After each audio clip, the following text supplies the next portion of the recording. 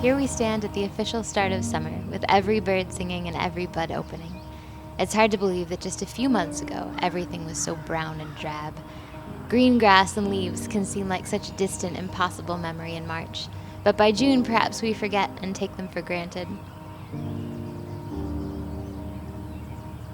Earlier this spring, I read a book called A Company of Swans by Eva Ibbotson, and there was a passage about the coming of spring that stood out to me. In this scenario, the main character is struggling with discouragement and despair. Here's the quote. "I must not despair," thought Harriet. Despair was a sin, she knew that, turning one's face away from the created world.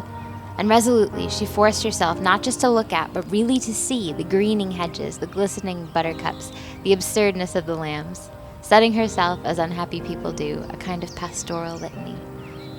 I like how Eva Ibbotson suggests a litany of plants and scenery, and that word litany in particular caught my attention because I've been saying some more traditional litanies this year.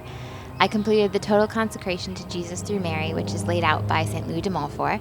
I originally read about it last Advent in his book, True Devotion to the Blessed Virgin Mary, which I would highly recommend. The consecration consists of a set of prayers and readings that you undertake for 33 days in a row. I did it during Lent. And many of the prayers are litanies, long lists of petitions, invocations, and supplications.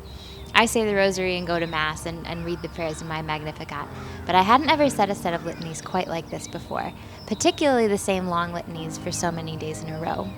At first, it can feel a bit tedious and daunting to carve out the time for it, to try not to miss a day in the sequence. But in the end, I found it to be very restful and enriching. It forces you to slow down and deliberately, reverently repeat the beauty and goodness that you see and believe, to praise it methodically and intentionally, to say again and again the things you thought you already knew, to find new meaning in the same words, or, in Eva Ibbotson's analogy, to find new meaning in the same scents and sights of the season. When I think of the full arrival of spring and summer in all its various slow and sudden stages, I think not of a litany but of a liturgy, a slow and steady procession of performances, where each genus and species, each piece of verdure and vegetation takes its turn on the stage in the theater of praise. First the brave and brazen daffodils raising their golden trumpets, then the blushing, drifting petals from the flowering trees, the lilacs and the wisteria slowly getting louder and bolder in their hues. The garden writer Gertrude Jekyll described the fulfillment of seeing the seedlings you planted grow as the offering of a constant hymn of praise. Elizabeth Goudge, one of my favorite authors, described it like this. About her the great trees soared upward, stretching their branches against the sky like arms held up in adoration. They were living creatures, those trees, and so were the myriad flowers that grew about her feet. In their color and scent, they were as an army that praised God. The ground was singing bright with them. In the past, when I've read passages in books that mention different flowers, I had a vague knowledge of the plants that were referenced, but that familiarity has deepened so much now that I have become a gardener myself. Now I know not merely which plant is which, but I understand each one's place in the lineup. I know how eagerly they're anticipated, how much work goes into their arrival.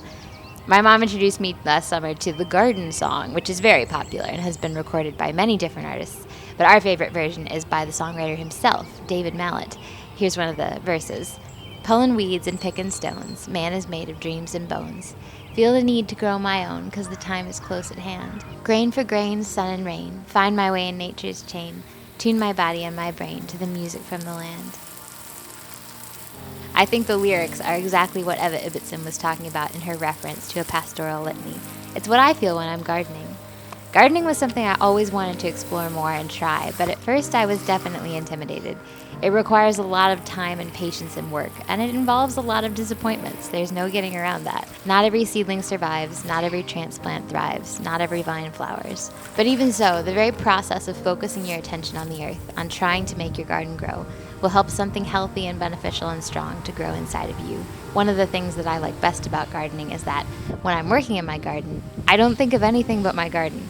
My thoughts may be cunning fugitives throughout the tasks of the rest of the day, but when I'm digging in the ground or getting out the hose, for once they seem to cooperate with me. I go about my small space and visit my plants and seedlings and ask what I can do for them. More water, less water, more sunshine, more shade, more butterflies, fewer beetles, perhaps a more sturdy barrier to baffle the deer.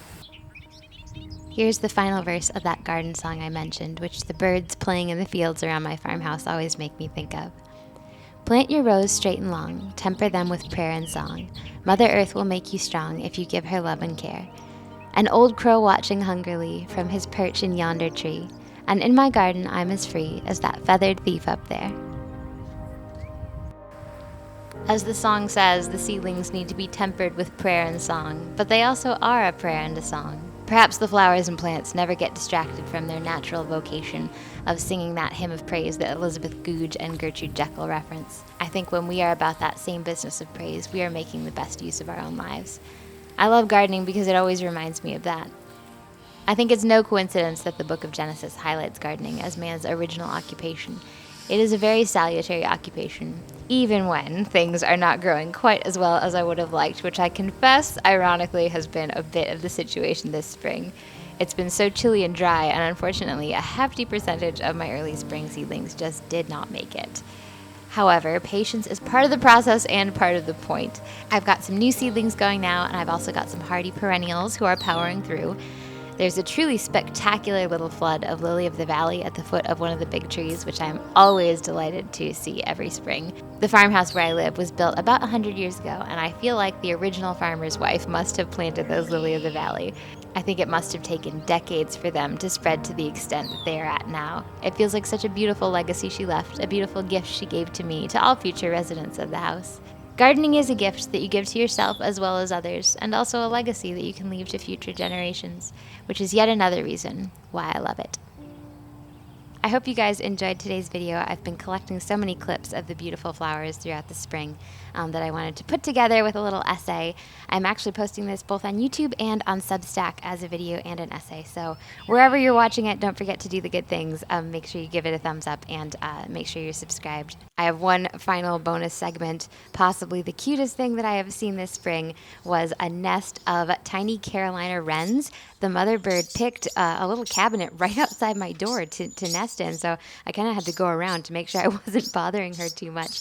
But I happened to catch the babies on the day they were fledging, so they were getting ready to leave the nest. So here are some adorable Carolina wrens to wish you a very happy start of summer.